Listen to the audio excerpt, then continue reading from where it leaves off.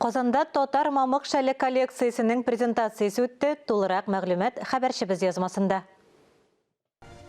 Татар хатын-кызларын тагында сөйкемлерәк, тагында серлерәк иткән нәрсә аларның иңнәрендәге күңел җизәкләре төшкән мамык шәл. Ачы бураннарда ябына торганнарыннан алып моторлык өчен дип беркенә торган Өрфиядә нәфис ырымбур шәрләренә кадәр бар иде Казанның Корсын сәүдә күңел ачу һәм бизнес үзәгендә оештырылган тәкъдир итү кичәсендә. Буыннардан буыннарга күчеп килгән шәл бәйләү осталарының бер-берсенә охшамаган иҗат җимешләре бүгендә күпләребезне таң калдыра. Татар халкы элек-электән үк бурын-бурыннан ук татар мамык шәле бәйләгән. Ул аны башта сарык йоныннан бәйләгән. Бу инде безнең бәйләнә 18нче гасырлар белән 1743-1746 елларда Оренбург өлкәсендә Казакстан белән дуслаштыру, анда сәүдә юлларын ул якка ачу өчен Елизавета I патшабикәбез Татарстаннан татар халкын беренче, икенче, өченче гильдия сәүдәгәрләрне Казакстан янына баруны үтенгән.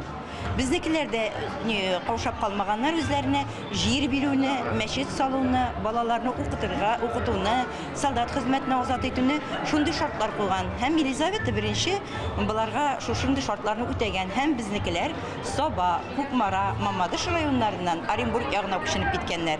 Һәм анда шәл бәйләү һөнәре белән дәвам иткән хатын-кызлар. Һәм тора-бара аны мамык шәленә алдырыштырганнар. Безнең бу бит яшәешебез, бу безнең һөнәребез, бу безнең яшәешебез. Аңа бик күп әйбер сөйләргә була. Менә бармак белән эшләү техникасын өйрәтү балаларга.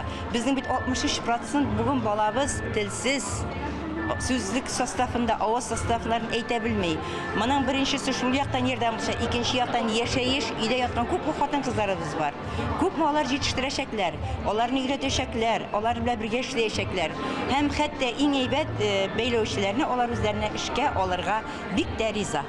Замана шаукымнары татар хатын-кызларын күңел җылысы салып эшләнә торган гамәлдән бераз читләштерсә дә, бу төр продукциягә кызыгучылар бүгендә җитәрлек. Ырымбурдагы Әбсәләмовлар гаиләсе моны үзләренең гамәлләре белән раслый. Алар 20 елдан артык инде Ырымбур шәлләрен дөньяга таныту эше белән шөгыльләнә. Планнары мамык шәлне Ырымбурның гына түгел, бөтен татар халкының да горурлыгы, аны таныта торган эш гамәле итү. Шулай була күрсен. Искәндәр Гыймалдинов, Ринат Сахибгәрәев, Татарстан яңалыклары.